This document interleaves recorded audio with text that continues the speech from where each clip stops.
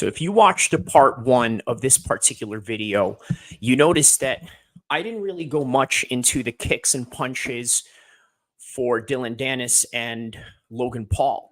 And what I mean by kicks and punches, obviously it's a boxing match. So we're talking about just the technical punches that deal with this matter at hand. So mic check 1, 2. Okay, we got the mic check ready and good. So like I said, it wasn't a technical breakdown of their particular fight, but rather understanding the social aspects of their life and the consequences of disclosing your life to the world. Obviously, if you're a public figure of some sort, there is a certain level of scrutiny that you're going to face.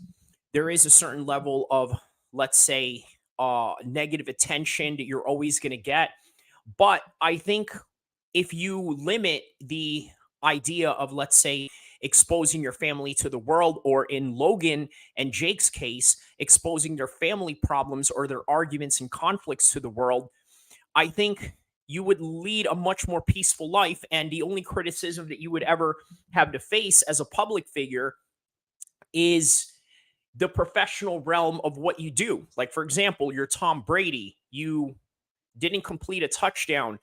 You missed some sort of pass. They intercepted your pass. You weren't performing well. Okay, that's the most that they're going to say. But now Tom Brady, on the other hand, he exposes, just like anybody else out there who grew up in the Western world and is now a celebrity. They're going to go out there and show the world who their wife is, who their kids are, who their mom and dads are. And next thing you know, these people who have dogs, their dogs too. Their own dogs have social media accounts, including Jake Paul.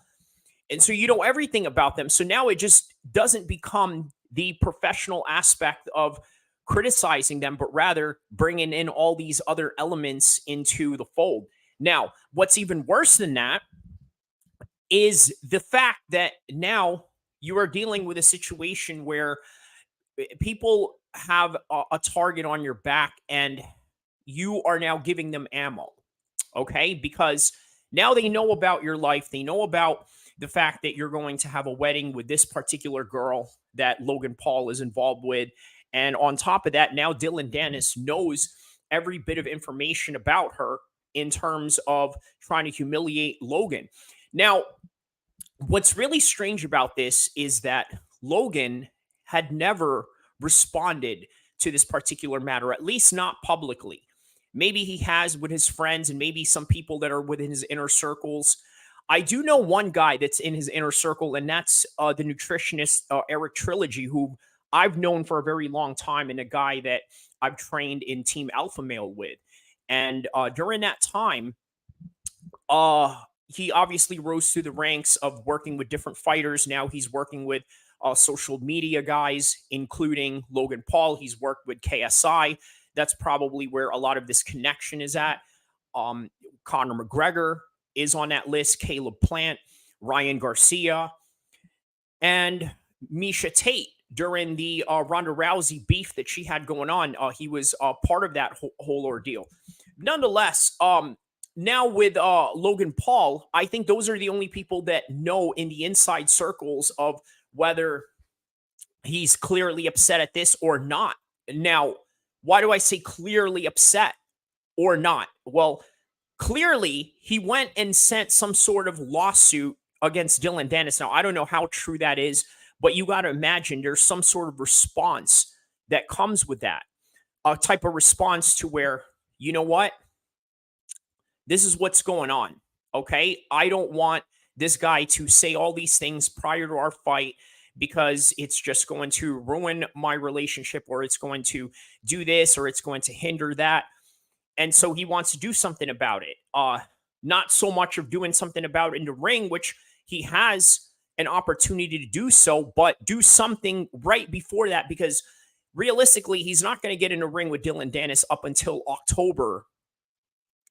late October. So we're still in the summer of some sort, or at least the tail end of the summer, going into the fall of September and October.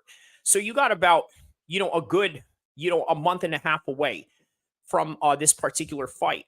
And in between that, is torturous, because anybody that has ever signed up for a fight or has been in a training camp knows the anxiety that comes with having to think about your opponent. Oh, well, is he training harder than me? Is he having the right nutrition in comparison to mine? Am I putting in the amount of rounds that I need in comparison to the amount of rounds that he's doing? Am I working harder than him? And then on top of that, the aspect of your health, you're thinking about, well, okay, am I taking too much damage? And then how can I recover from this?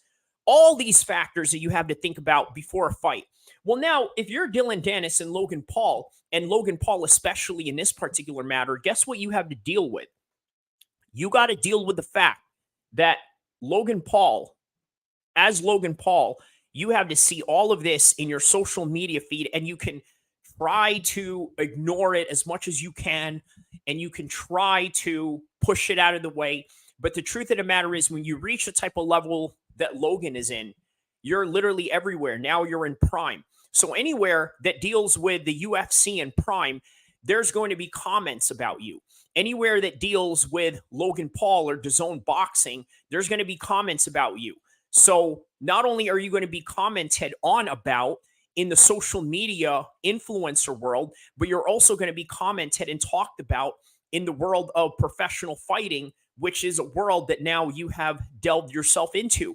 Oh, and then on top of that, Logan Paul is a WWE star. And if you guys don't know anything about WWE or wrestling fans, as strange as they are some of the harshest critics in the world when it comes to how they critique an athlete in terms of how they act outside of the ring or the performance centers of the activities that you do within WWE.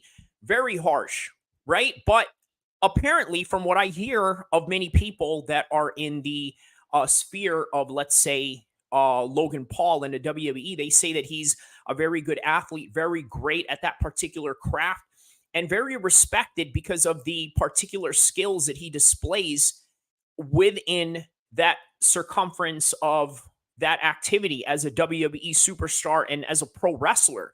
So, yes, there are people that are going to have his back, but you cannot ignore this particular humiliation that Dylan Dennis is imposing upon him.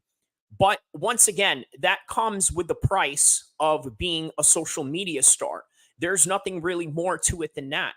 When you put your life and your business out there, this is what you get. But at the same time, you also have to understand from a public relations perspective, and especially now you're hearing this from a public relations agent's point of view, I can tell you that Logan Paul and his team are going to twist this whole entire thing. And why would they not? Obviously, this is not good for your brand for Dylan Dennis to do this, but at the same time, there's no such thing as bad publicity, as they say in the public relations world, especially with all the different agencies in California that deals with different stars and different athletes that go through scandal after scandal and all these different controversies of possibly getting canceled and then being able to bounce back from it.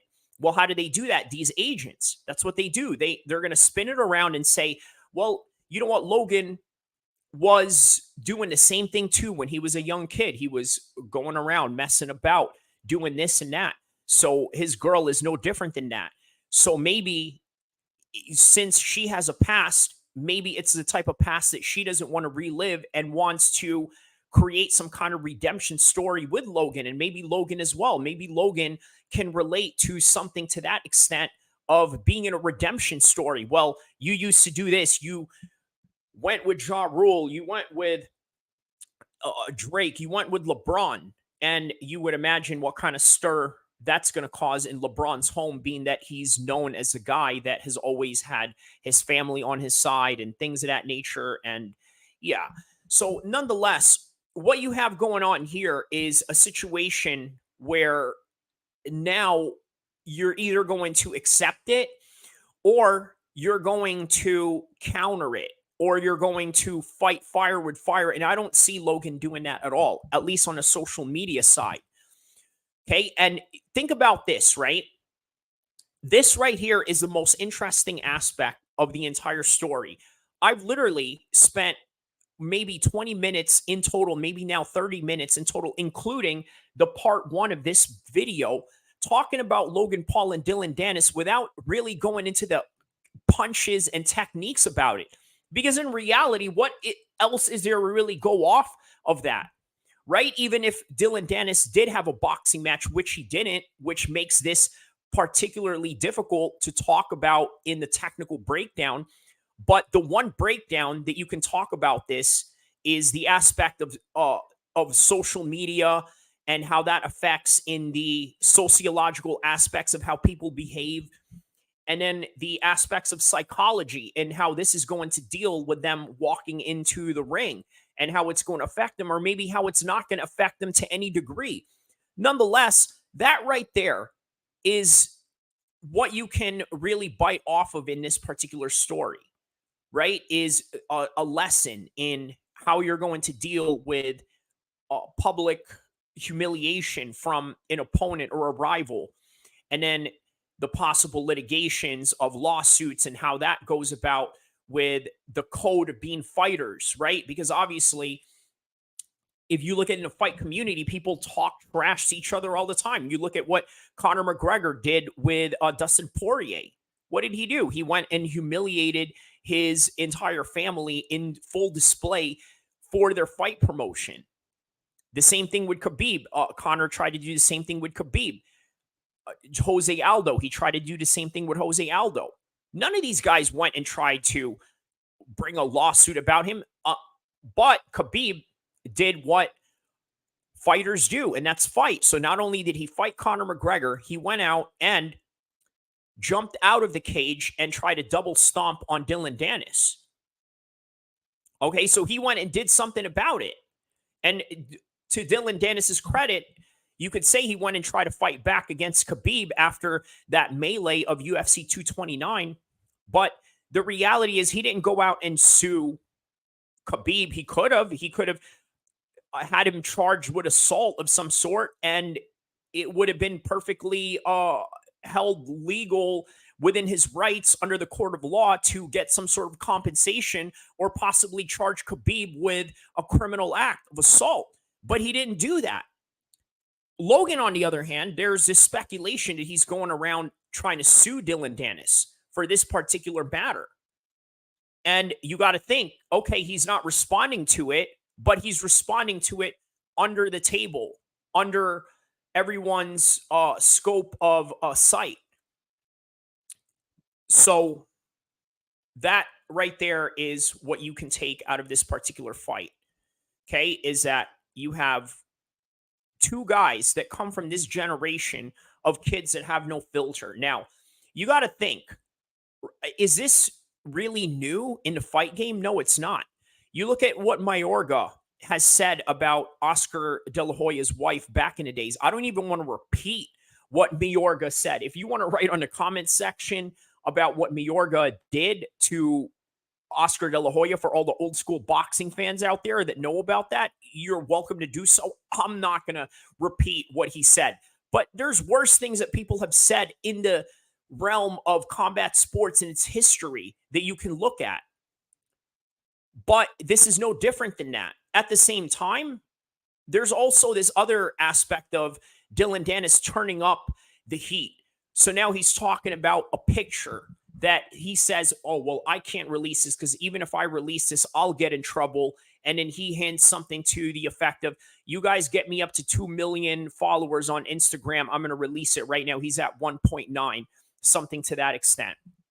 So he's now turning it up and putting the pressure on Logan, or maybe Logan's just not pressured by this at all. Because you got to think, as humiliating as this is, you have to think about who Logan Paul is. Is he humiliated by this in any degree? Now, okay, I get it. Logan Paul is not Adam 22. He's not Will Smith. He's in a different category than those two guys that I just mentioned. But nonetheless, you also have to understand the moral compass that he has. And to be quite honest with you, you can't tell me that a guy like this has the greatest moral compass in the world. Now, I'm not saying he's the worst guy in the world, but for him to have a moral compass that is going to be okay with his significant other being put out there in the world, you have to think that this may not really affect him as much, right? It may not change anything at all about his private life. Now, of course, there are other people out there that are making videos about this saying, well, this is how he's going to react to this, or can you believe the humiliation that he faces, or this and that? Yes, all that is true. If you're someone like yourself who cares about that, but for Logan, I don't think he does. And for Dillon Danis, this is what Dillon Danis does best. He is an internet troll, and not only that, he has the uh the apprenticeship that he has going on with Conor McGregor, and not only teaching him how to strike, because obviously Conor has used Dillon Danis before in the past as his jiu-jitsu coach and as his sparring partner for grappling in particular. And now Conor McGregor is returning the favor as his boxing coach leading up to the Dillon Danis fight. And with that, he's learning the art of trash talking with none other than Conor McGregor. So for those of you that have missed on the part one of this series, I'm going to play just a little bit of that, and then I'm going to get right into the fights this weekend. So I'm just going to play the video that that I had just released earlier, and then you guys can obviously see it on your own on the description down below, but I will play it for you guys so that you can get a glimpse of some of the things that I talk about in there. I'm going to play it for a little bit, and then I'm just going to get right into the other fights. I'm going to probably go halfway into this video, but if you want to see the rest, obviously click on the description down below. And by the way, don't forget to like and subscribe so that I can become one of the biggest mixed martial arts channels out there. All right, so here is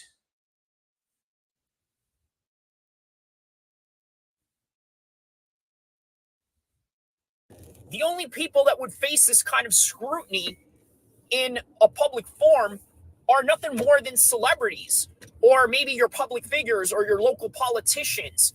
That's about it. But in the modern world that we live in today, it is quite unfortunate that it's in the matter of everybody being up in your business and being out there with the social media friends and circles that you have within your network and within your circumference, within whatever group that you're a part of. Maybe you're a part of a community. Maybe you're part of an online community. I mean, maybe you're part of, let's say, a high school reunion form or this and that. Now you're telling everybody your career. Hey, I got this job or this and that. Now all of a sudden people start talking, as innocent as that sounds. They're going to say something to the effect of, well, you know what, man, you should have, done this instead, or he should have done this instead. Everything and anything that you do, that you put out there, you're just going to constantly get criticism for it.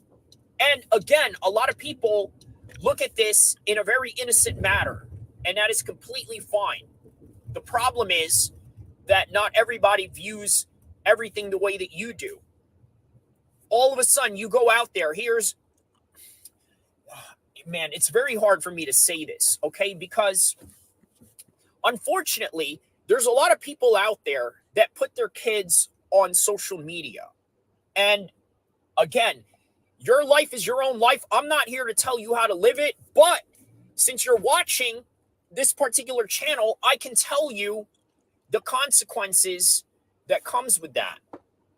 So you think that by posting pictures of your kids online, that somehow people are going to look at you as some sort of right. All right. So if you want to see the rest of that particular video, I suggest you guys take a look at the comment section. I'm sorry, the description section below, and click on it. And I wanted to add on that particular point. And by the way, this is going to segue us into the Usyk versus Dubois fight, because I see a similarity in Usyk right now in the same way that I do with Joe Calzaghe. And why do I say that? Well, I saw a Frank Warren interview the other day where he talks about his experience as a promoter. And one of the experiences that he had with the promoter was having the privilege of being able to work with the likes of Joe Calzaghe, the undefeated retired fighter at 46-0, who was the light heavyweight champion of the world, fought the likes of Bernard Hopkins. If you remember that famous line that Bernard Hopkins said to him, "I'm never going to let a white boy beat me," and then ends up defeating him. He went and fought Roy Jones, another legend under his belt, Jeff Lacey, and things of that nature. So he had big names under his belt, but the one problem that Joe Calzaghe has, and even till this day, the biggest problem that he has going on is that he's unrecognizable.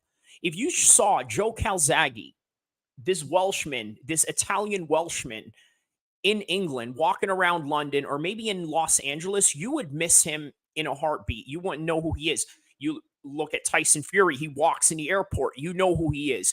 He's in LA, he's in Nevada, he's in London, he's in Ibiza, he's in France. And by the way, did you guys check out that Netflix series with Tyson Fury? We're going to talk about that as well. So, but back to Joe Calzaghe and the comparison that I have with Usyk, he's not very recognizable. And one of the things that Frank Warren did mention in that interview was that it was like as if Joe Calzaghe just wasn't bothered. He just couldn't be bothered by the aspect of, okay, Joe, let's go do Good Morning Britain. Nah, can't do it. Can't be bothered. Joe, let's go do a television interview with such and such. Nah, can't be bothered. Hey, Joe, let's do a podcast with someone. They didn't really have podcasts back then, but whatever outlet or media that was going to put him out there, he just could not be bothered. And he was a very introverted person, which, by the way, really hurt his career in that aspect. Now, obviously, we've seen Terrence Crawford pull through all that because he had the same problem, just wasn't very marketable. He got dropped from a promoter in the likes of Bob Arum because they felt like they couldn't make money off of him. Well, now, lo and behold, he becomes one of the biggest stars in boxing and could potentially be making even more money in his upcoming fights than he ever will in his previous fights because of just how big his win was over Errol Spence Jr. Now, that right there is a phenomenon. Khabib, on the other hand, also is a phenomenon. In what way? Well, in the kind of way where I never thought that Khabib coming up would be the kind of superstar that he is. Right now, sitting at 35 million followers of social media, I think within Instagram, I believe, or is it Twitter? But 35 million nonetheless, whether it's 35 million in total or 35 million in one particular social media site is 1 million's too many. And that's how famous he is. And I never would have imagined that he was going to be like that. Why? Because he's the same thing. He just couldn't be bothered. He didn't like interviews. Islam, the same thing. He even had to say to Islam, hey, you don't like media, you don't like people talk to you, okay, go loose. But more you win, more media want to talk to you. So, that's what it is. But he just couldn't be bothered. Now, a phenomenon happened. He had an opponent with the likes of Conor McGregor that really shot him to the stratosphere. And even Conor McGregor has hinted and referenced in the past saying that, like, I made you. Saying that the only reason why you're famous is because you fought me. And lo and behold, really, Conor's not really lying in that, right? With the banter and the conflict that they have going on and the insults of back and forth, that's not really a lie on Conor's part to say that. Because that is the reason why Khabib is one of the most famous fighters in the world, was because of Conor. Now, with Usyk, I'm going to say that it's the same thing that he has going on. But I think with the situation that Usyk has as a Ukrainian fighter and the fact that Ukraine is under the type of civil war that it's facing right now with its neighbor in Russia, you got to think that this can somehow give him some sort of clout, the type of clout that rightfully he deserves, in a way where he's one of the best boxers in the world, is a champion in 2 different weight classes, right? Has already been undisputed as a cruiserweight and now is going to try to become undisputed in the heavyweight division. He only has one belt that he has, which is Tyson's Fury belt. And we all know where Tyson Fury is at in the current moment of time with his upcoming boxing match with none other than Francis Ngannou. And that's primarily the reason why perhaps maybe Tyson Fury didn't want to take the fight with Alexander Usyk, because he just was not a formidable name. was not very marketable in that particular aspect. Not marketable in the way that Derek Chisora was. I know that a lot of people complained about that fight and didn't like it because of the competitive nature or the lack of in that particular contest. But nonetheless, one of the things that people forget is that Derek Chisora is just way more famous than Alexander Usyk. Why? Because he puts himself out there. He has a personality, he has a following. And on top of that, he has a very fan friendly style that may not be in the same way that you can say about Alexander Usyk. Is it a very fan friendly style? Well, yeah, if you like technical boxing, great footwork, and all of those things in between, yes, that's what it is. If you like that type of boxing, you're gonna like it. But not everybody likes that, especially not the casuals. And once again, I've said this plenty of times over and over again. The majority of combat sports fans are casuals. Us hardcores, whether it's in the boxing hardcore realm or the MMA hardcore realm, are a minority. Why is that? I'll tell you why. Because the majority of the world, you have to get them out of their comfort zone on a Saturday night, get them into the seats of the arena, or get them to sit at home and watch 7 hours of your fighting content, whether that would be boxing or MMA. And when I mean 7 hours, I'm talking about from the prelims all the way to the main event. And by the way, how about the main event with Sean O'Malley and Aljamain Sterling? How about that? That fight wasn't even on a Saturday of August 19th because they had to fight all the way up to midnight from 12 a.m. from all the way to midnight because of how long the card was. I mean, obviously, Weili Zhang had a 5-round fight, and because of that, it took a little bit longer for them to walk in the cage. And yeah, but nonetheless, not to go off topic with that, the one thing you got to understand is that you need marketability in this game. You 100% need it. And with Alexander Usyk, it's not really there, is it? Right? Because once again, he doesn't talk, he doesn't put himself out there. And quite frankly, as bad as that sounds when it comes to the promotional benefits that he can get out of it, guys like that live a very peaceful life. And that is something that is underrated to a lot of people. So you got to ask yourself, do you want more money and then the attention and the stress that you're going to get out of the constant nagging of people trying to take pictures with you, the consistency of not being left alone when you're trying to have an alone moment? I mean, is all that worth it? For some guys, it is. For some guys, it's not.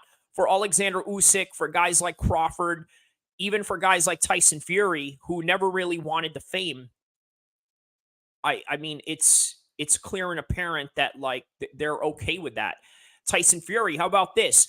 He's absolutely okay with living in a caravan, even though he has a mansion, and you've seen that in the Netflix series that he has going on. And by the way, I'm sort of reading online about how, not reading online in terms of articles or anything like that, but more in the realm of the comments section, and mostly people from England, Northern English guys that come from a working class background that are sort of angry at Tyson Fury for portraying this working class outlook to the world. Well, I mean, what is he supposed to do? Like, act like he's not a millionaire when we know that he is? And then get mad at him because, let's say, he hires maids or babysitters so that him and his wife can go out and this and that. And that's not something of the luxury that, let's say, the average working class can do. And then you had John Fury up in there when they were flying around and doing tours. He was saying something to the effect where he thought that it was very noble to travel in a commercial plane because you get to travel with the working class people of the world, whether it would be in England or America or anywhere else that any of these travelers go to. He says that that is the joy of it all, way better than being in a private jet. And I thought that was really interesting coming from a perspective of a family such as the Furies that can go out and have a private plane and fly out anywhere. And I'm sure they do have private planes. They have flown in them, and you've seen that several times, not only in a Netflix series but also throughout the scenes and the and the situations of Tyson Fury's career. Right, I'm sure he's taken a private jet through all his fights, through um all these different ventures that he had to do, all these different talk live appearances that he had to make. He's done all that, but they have this insane appreciation for just living the simple life. And there's nothing wrong with that. But here's the thing: Tyson Fury, once again, is a phenomenon in and of itself, where he does have an introverted side to him that comes from his gypsy culture, and an antisocial side, of which is the, I guess, what you would say, the dominant view of many gypsies in his particular community, right? An antisocial, anti-government, you know, all these types of all these types of way of thinking in Tyson Fury, right? But in the midst of all that, he has a very entertaining personality, very loud, flamboyant, just out there, likes to sing, likes to karaoke. And then on top of that, he likes to joke. He likes to crack jokes at people. He likes to banter. So he's a phenomenon in it of that. But he's no different than the likes of Alexander Usyk, Crawford, and Khabib, where they just want to be left alone. They want to go out and do outdoor things. Where, let's say, Khabib and Islam, they go out motor crossing, they go out and hike in the mountains. The same thing with Terrence Crawford. He likes to go out fishing. He likes to go out and shoot guns. So does Khabib. So does every other manly man out there. But that's what they like to do. They don't like all this attention. But it's not going to get you noticed. And this is the reason why this particular fight with Alexander Usyk and Dubois are not really that noticed. It's not really out there like that. Here's the thing: it's hard to sort of promote this fight because now you're coming off of the Sean O'Malley UFC card, and then a week prior to that, you had, who did you have? A week prior to that, not too long ago, you had Spence and Crawford, and then you had another UFC card prior to that. Then you had Anthony Joshua's fight. So there's a lot going on, right? And let's face it, even if Alexander Usyk beat Anthony Joshua, guess what? Anthony Joshua is still the bigger star. This is exactly what I had talked about with the Chris Weidman video, right? Because let's be real, Chris Weidman right now, I'm sorry, Alexander Usyk right now is Chris Weidman when he beat Anderson Silva. You beat a guy that's more famous than you, more world renowned than you, and you think that you're going to go out and take his fame and his glory. Well, guess what? You're fighting in Poland. I mean, is that big out there? I'm sure that it is. And by the way, shout out to my boy Jeremy Brand, who lives in Poland. Here's an interesting thing that he told me, right? Which I think kind of explains maybe why this fight is taking place in Poland. He said, I asked him, because obviously Poland is in the Eastern European region of the world. I asked him, I said, Jeremy, are Polish people in Poland, are they more towards the Russian side or the Ukrainian side? And so he said, well, they side more with Ukraine. Okay. Well, why is that? He says, well, because of what Russia is doing, because Russia is the aggressor. And then I think Poland, to add to that, I think is more of an ally to the United States. And that in and of itself is just going to draw the line within that conflict. So maybe there's a relationship with Ukrainians and the Polish. And because of that relationship, this is the reason why Usyk is fighting in Poland. Because, like, again, in the American market, who really knows Usyk other than boxing guys and MMA guys and combat sports guys? They have no idea who he is. They don't. We do. Why? Because if you're a hardcore fan, you're going to know who the best guys are in the world. But just because as a hardcore fan, you know who the best guys are in the world, it doesn't mean that these other people out there that go out and follow social media influencers, have to go out and buy the next line of Jordan sneakers. They have to go out and have the latest iPhone, whatever, right? Update or this and that. It's like these are the type of people you have to attract. And then the type of people that have to do something every Saturday, right? They have to go out every Saturday to a club, or they have to go out to some sort of like restaurant. And, they're going to feel like a loser if they didn't do anything on Friday or Saturday. The cool guys, the guys that are too cool for combat sports and all that. Those are the guys that you have to attract into your seats. And I just don't think that in America or in England or anywhere in the Western hemisphere of the world, I just don't think that Usyk has that kind of pull.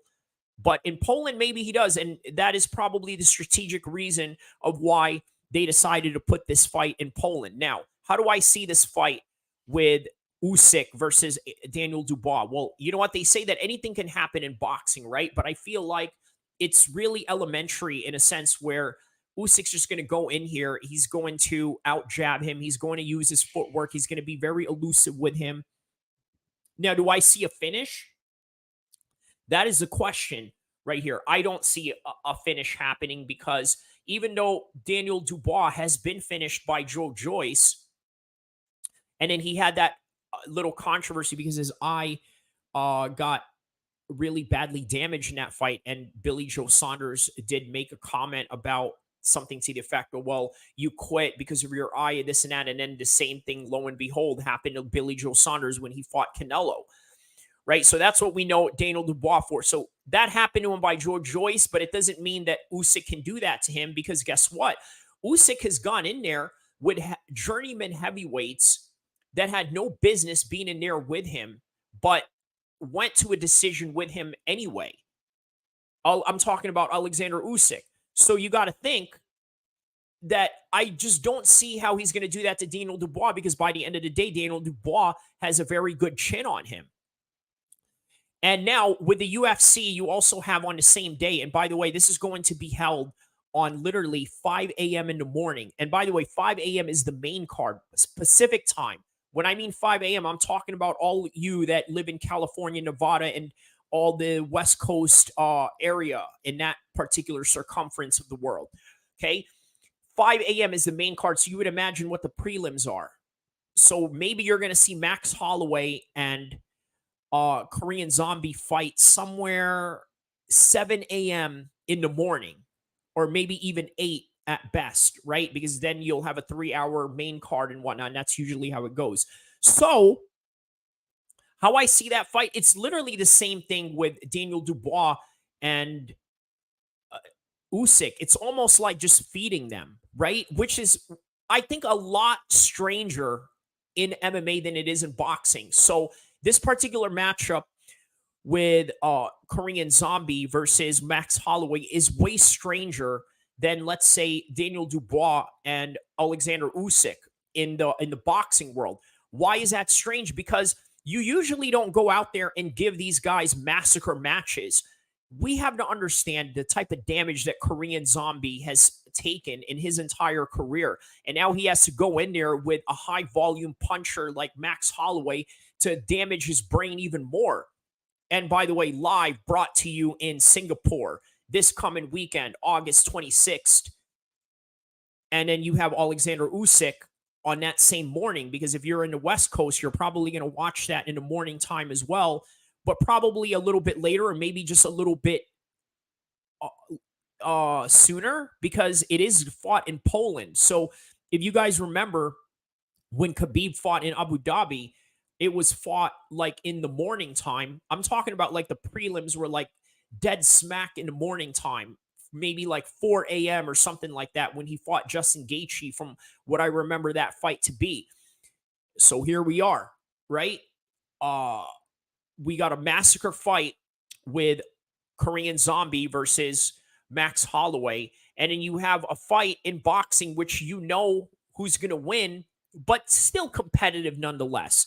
Now, why did this happen? Because this is what they do in boxing. right? Obviously, we wanted the big matches. We wanted Fury. We wanted Usyk in there at the same time.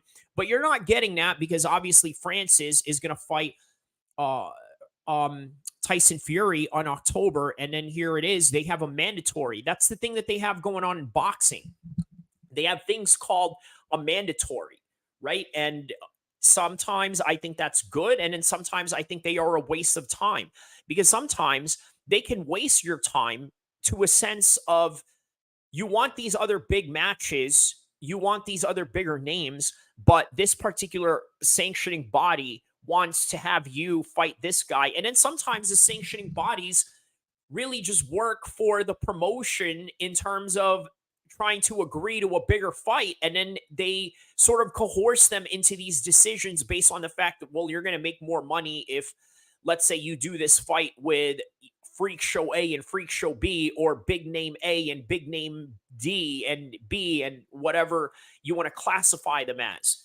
That's just how boxing works in that sense, which is why I say that on the MMA side, the Korean Zombie versus Max Holloway fight is strange in and of itself because of just the clear mismatch that this fight brings. But what does that mean for Max Holloway in turn? Well, what that means for Max Holloway is that you're in a situation now where Max Holloway is trying to bounce back. Okay, obviously he had that win against Arnold Allen.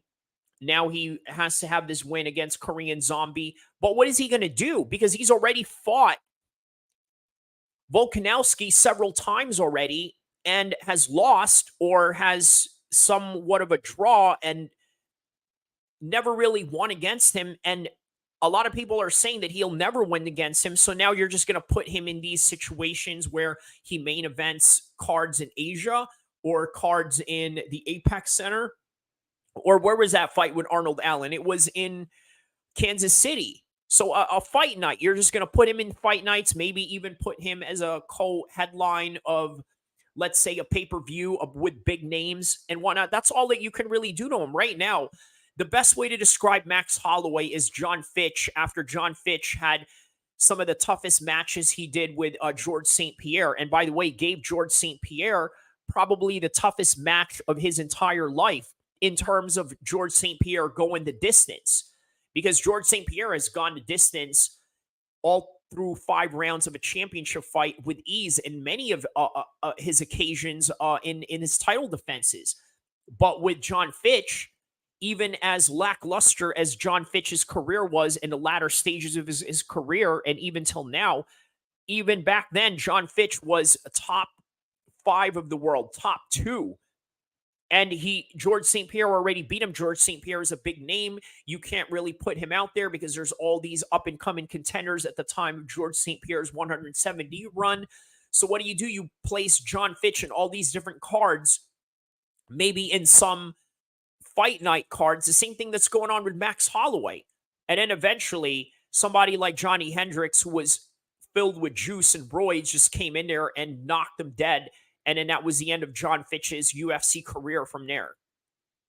So that's where Max Holloway is at in his career. And Alexander Usyk, this is where he's at in his career because he's not really the most exciting guy in terms of the mic. Obviously, he has a personality about him, but unless you speak Ukrainian, you don't really understand the context of how he is. But you look at the way that he is in the gym. He looks like he's having fun. You see him dancing. You see him having a good time. He seems like a very pleasant guy. The thing is, how are you going to market that to a Western audience that doesn't understand him? On top of that, a guy that just doesn't like to go out there and trash talk unless he has to.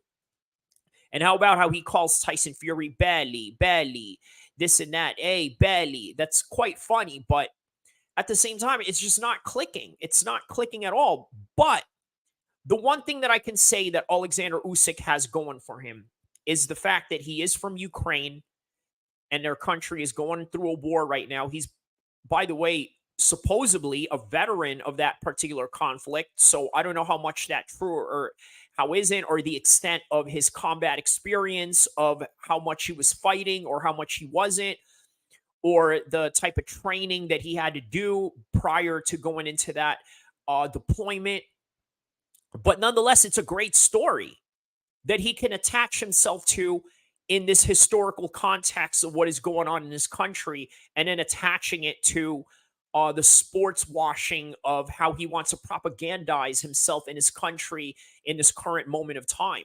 But that's all that he has going for him until then. And then until now, in the meantime, unfortunately, Alexander Usyk is just not the type of guy that's going to translate in a big name unless he fights Tyson Fury and beats him. And even then, even if he does that, it's still not going to be the type of superstardom that you would expect him to be. And it's not the type of superstardom that Chris Weidman received when he beat Anderson Silva. But that's the reality of these guys. They just don't like to talk. They don't like to put themselves out there. They're not controversial enough. Now, what about Ian Gary in this particular aspect of Ian Gary? How about him? It was brilliant what he did. Brilliant, brilliant marketer. Brilliant. Not only did this guy have an open workout the night before he fought Neil Magny, but he went out there and talked his stuff to Neil Magny. And by the way, a lot of people are saying that it was quite cringe of Ian Gary to go social justice warrior wild on Neil Magny because of the fact that Neil Magny didn't mean to say any of these things in a negative way, but was just using it as a trash talk element. Nonetheless, Ian Gary used that as an ideological setting to his mind to motivate him. And by the way, this is one aspect of combat that I think people really need to understand is that when you're ideologically motivated by anything, you don't have to agree with Ian Gary. I certainly don't. I don't agree with his assessment on Neil Magny. I know what Neil Magny was trying to say. And then on top of that, you got to understand Neil Magny is not exactly the most articulate guy out there and on the mic. And when I mean articulate, I don't mean that he's not a good speaker or anything like that. I mean articulate in a way where he doesn't convey an emotive message the way that a lot of these athletes like the Conor McGregors, the Floyd Mayweathers of the world, these guys are very emotive in the way that they speak because of the words that they say, their timing, and how they deliver it. That's not Neil Magny by any stretch of the imagination. Now, is he intelligent? Is he an okay speaker? Like meaning he's not afraid of public speaking? Yeah, he is. He's all those things. What Neil Magny is not is that he is not the type of guy that is great or witty at, let's say, battle rapping. And when I mean battle rapping, I don't mean verbally. I mean, I'm talking about thinking on your feet and knowing what to say to your opponent in a press conference or in a live conference between a video call or just trash talking in person. Okay. That's not who Neil Magny is. Ian Gary, he's absolutely like that. Now, people say, well, he's trying to be Conor McGregor or this and that. Well, he's Irish. And the one thing that you have to understand about Dublin and Ireland in general is that they are somewhat of a war-torn country, if you really think about it. They're not really too far away from a war zone from their imperial conflicted enemies, which is the British Empire, right? Who has deployed their soldiers there in Northern Ireland for several decades. And only within this particular decade did it really start to become a lot more peaceful. And then you have situations of the crime underworld that goes on in Ireland. You see the Irish mob with the likes of Daniel Kinahan, which many people suspect Conor McGregor to be a part of in some kind of way, right? So this is the kind of world that they come from. They're very brash, very gangster like in their persona, very quick witty in the way that they talk because they're in a culture with the UK and Ireland in that banterish culture where they constantly have to think on their feet of how to insult each other or somehow use insults as a way of just conveying to that person, hey, I like you. But little do they know what they're doing with that particular banter is actually sparring with each other so that if they ever make it to the world stage and fighting fighters outside of their country, guess what? They have this great ammo in knowing how to use their words, how to use their wits in a spur moment of time of when they need to. And that's Ian Gary in a nutshell. And he used that to propel himself into this stratosphere of what you consider to be a popular fighter or an intriguing fighter or a fighter that you want to watch next when he comes up in his next fight after this one with Neil Magny. But he did exactly what you needed to do to be a motivated fighter, and that was to convince himself that he is fighting for something greater than himself and fighting for a greater good that he believes he needed to fix. And here's the thing. This is how I know. I debated about this at first. I thought, you know what? Maybe Ian Gary is just trying to play a character here, or he's just trying to somehow one up the fans in trying to rally against him or try to rattle the mind of Neil Magny. Okay, this is when I know this is not an act. In the post fight press conference that he did, he mentioned something to the effect of, you know what? You have to break the cycle. You know, you don't think that I was hit when I was a lad, but I was. And then, and then he mentioned something to the effect of, you have to break the cycle. You can't keep doing this because you're going to hurt a kid, and there's no reason whatsoever to hurt a kid. And look, here's the thing. There's studies out there that do show that you can't do this to kids, but then you have this old school conservative mentality fighting that, saying that, well, if you don't do this, you're not going to toughen up the kid or this and that. In all honesty, you want my honest opinion on that? I don't know who's right or wrong in that particular subject, because yes, I do believe you shouldn't go out there and absolutely manhandle a kid in terms of how the way Khabib manhandled Michael Johnson. I understand that's not what you do.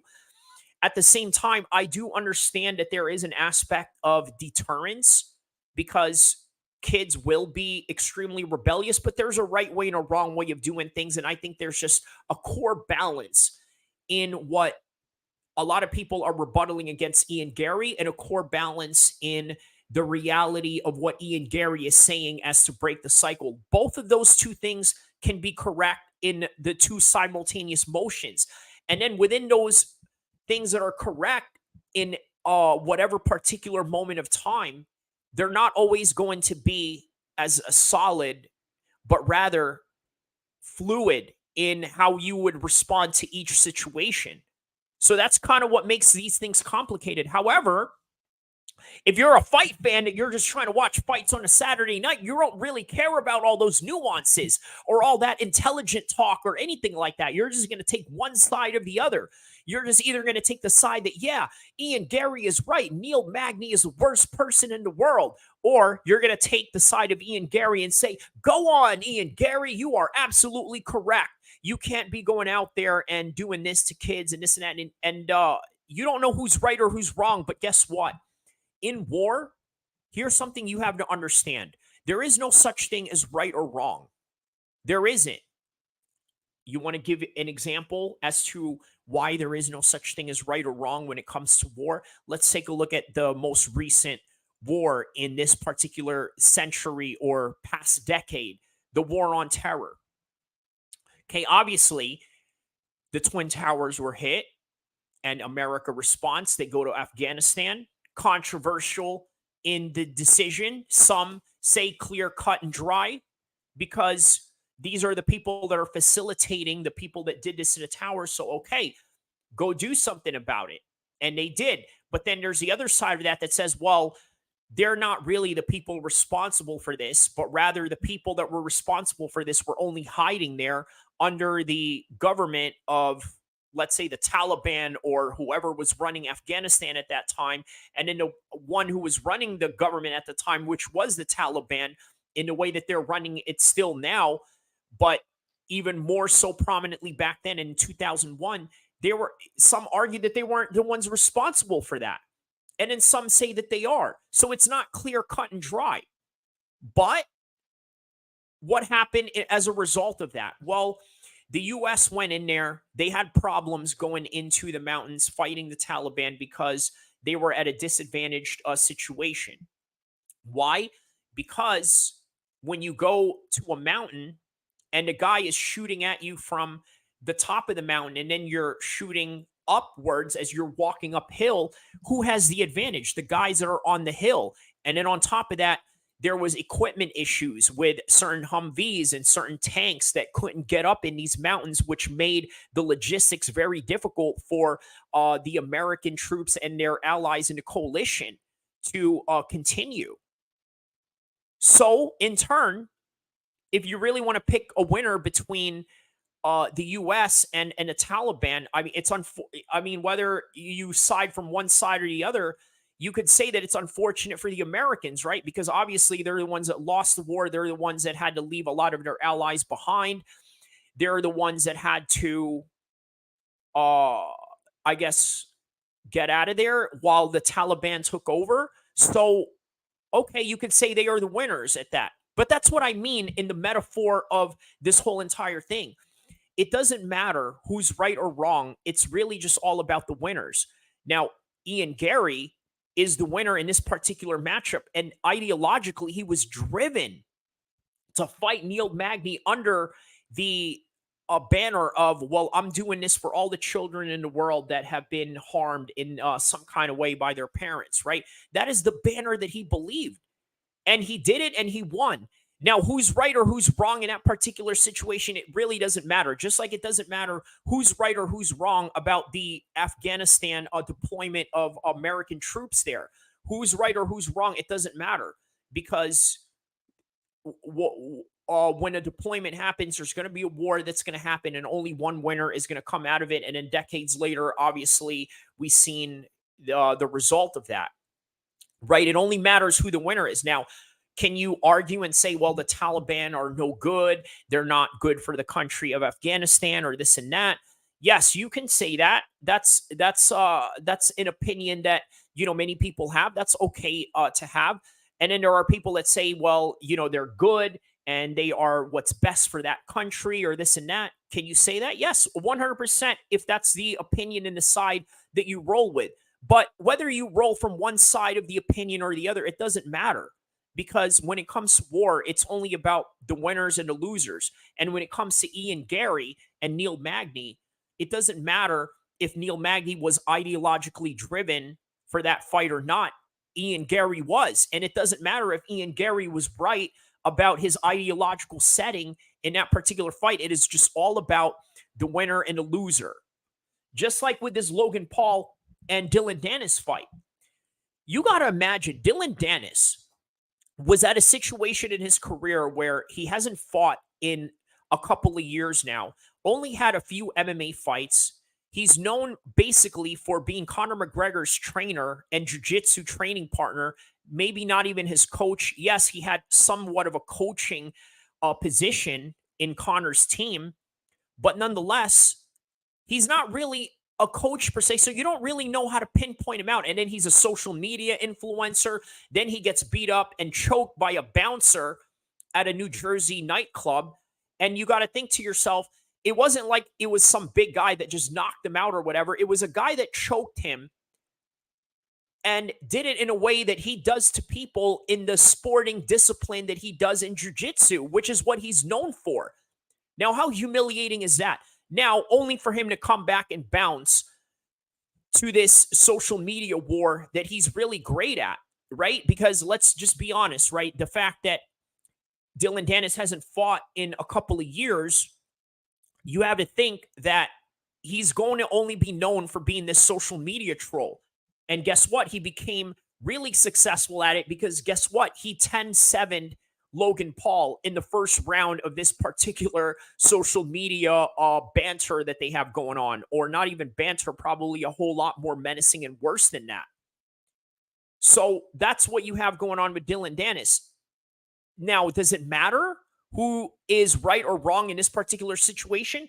Is Dylan wrong for exposing all these things, or is it all spare love and war?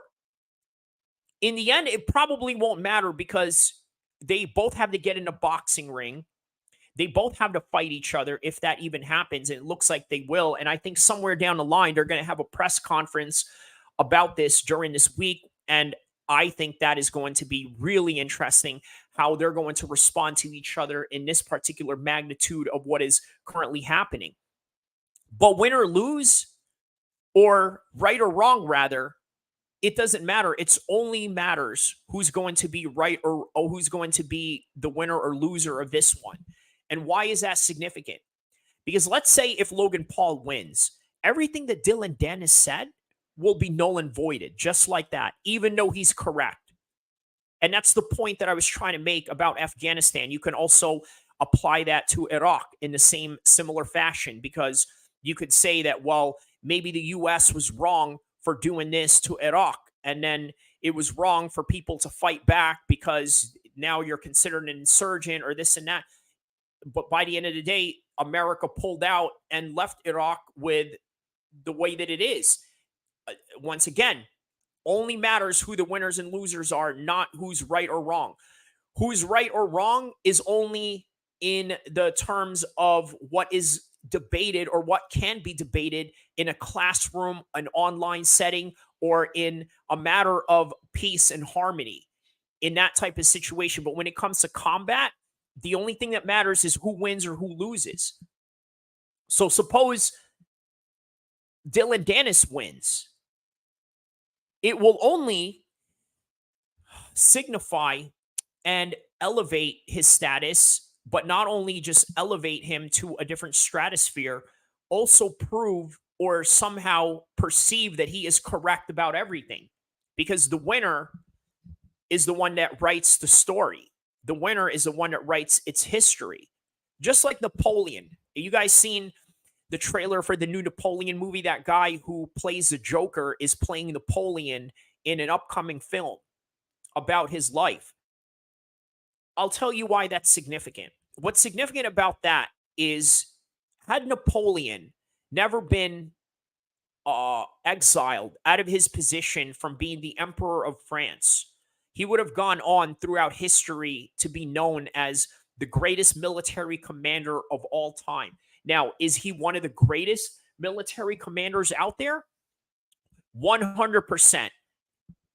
But he's not in the GOAT status of generals and military leaders that somehow became, let's say, the likes of George Washington. You could say that he was a very successful leader because look at what he created with America. You could say that about Salahuddin. You could say that about the Prophet Muhammad, peace be upon him. Now that right there, all those are 100% successful campaigns. Genghis Khan, you can say that about, because a lot of these people died as the quintessential leader of their communities or leader of the world of some sort. Mansa Musa, another example of that, became one of the richest African Muslims of all time, if not the most richest man in history. By far the richest man in history, even to the standards of today's numbers of trillions. Billions to trillions. He was the richest man ever, more than Musk and Zuckerberg combined. So he got to write his own history. That's what I'm trying to say here, is that the winners will always write their history as the most victorious and the undisputed truth of it all. Whereas the losers, they have to explain their incompetence, their downfall, their humiliation, and their defeat. And sometimes even make excuses about it. Just like what I said and what I made the reference to America and Afghanistan.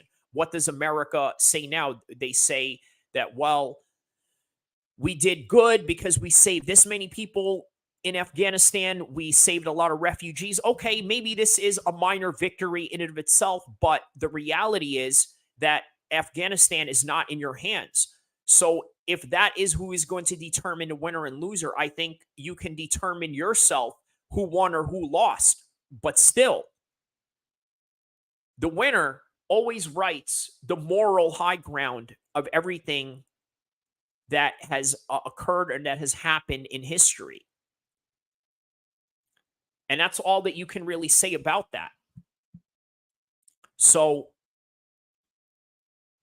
I can't wait for this particular press conference that they have going on with Logan and Dylan Dennis. I think that this is going to be a telltale sign of how this fight is going to be promoted from here on after the press conference that they're going to do in London. Now, I saw Eric Trilogy's social media. I have him as a Facebook friend. I've had him for a Facebook friend for a long time. I've trained with the guy in Team Alpha Male's gym, done jujitsu with him, trained at his house, trained at him at the gym, knew all the fighters that he hung out with. He's in London at the moment with Logan Paul's crew. And I think that they are getting ready for the press conference. Before I go, let me check live right here when the press conference is for Logan Paul and Dylan Dennis, and then I'm going to sign right out. Versus DANIS press conference. When is the press conference for this one? So Tommy Fury and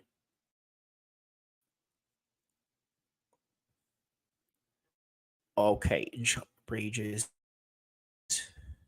at Logan Paul and Dylan Dennis. Oh, wow. What is this? Okay. Let's react to this real quick. This is from Fight Hub right here. Okay, so they did have the presser today already. Okay. I think that's what we'll do to end this stream. I think we're going to take a look at the presser right here.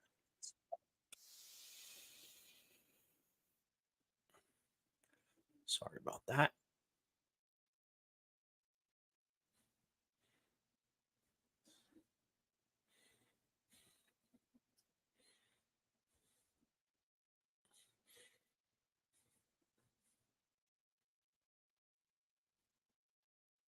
My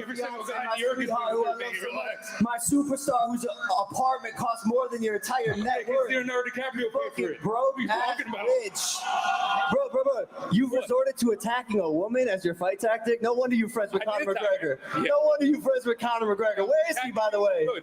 Where's Coach McGregor? And why won't he take my bet? He'll be here and he'll smack. Why won't he take my $1 million bet? Why won't you pay back to people from Crypto Zoo? I'm working on it, Dylan. You scammed your audience 20 times. Your ass got checked by community notes. Dylan Dennis has scammed his audience on several occasions. Then why did you answer that? $5,000 each. Why did you respond? You do anything for a couple $1,000, huh? Yeah. Like mother, like son, I guess. Yeah, same thing with your girl, buddy. Don't worry. Don't get me started on Nikki, bro. Yeah, don't let me get started about your dad that used to beat you and Jake. So shut the fuck up. Oh, it's crazy how hypercritical you are of women's past, considering your mother's an actual prostitute. Yeah, go on there. Just like your dad beat your fucking kid. Come on, bro. Your dad didn't beat you? Yo, you know about Nikki in the hot tub? You watch Jake's? You know about Nikki and Tony in the hot tub? What? Oh, you don't know? Wait, what? My dad's name is Tony? Good one. No. Yeah. Okay, so look. Don't make me release the picture and then see what happens. Conan student Tony. I don't want to go there, Nikki. I don't want to go there. The Furies are best fights in the world. Yeah! Where do you remember this item? The Furies. You know about yeah, so then why is Tyson Fury ducking Usyk? Why is Tyson Fury ducking Usyk? I can't hear you. Why is Tyson Fury ducking Usyk? Why is he fighting God? That would be now talking all this bullshit. Thank you. About fucking people's personal bollocks. We're fighting, man. My son, I'll fight him now, and I'll fight anyone in the building. Now, let's get a fucking ball rolling. Get the cake and shove it right your asshole before I do it. John, thank you, John. Little kids, I'm a machine. Thank you, anybody question who I am here. If I say it again, come on. Come on, get it.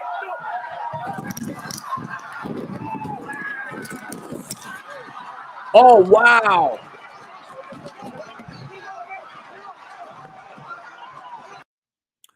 Oh, wow. They actually went off on each other over here. That is insane.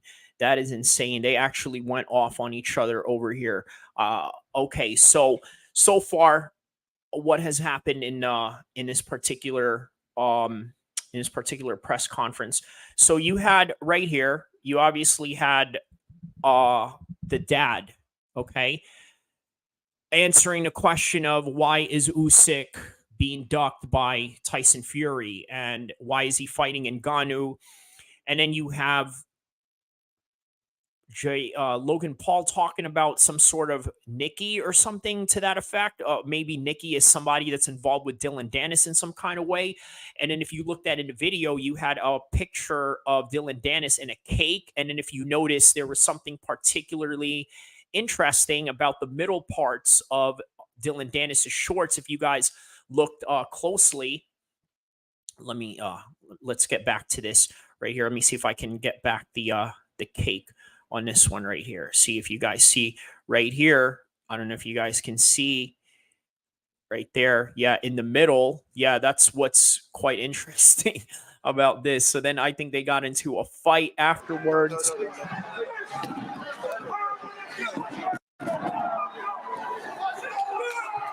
Look at John Fury. Oh, man. He's going at it. So it looks like Dylan Danis and the Furies are siding with each other.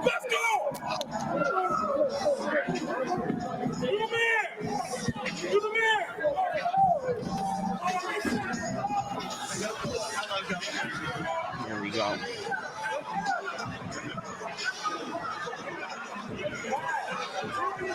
Someone just threw Dylan's foot into us. How did they get the feet? How did someone get the feet? That was all right.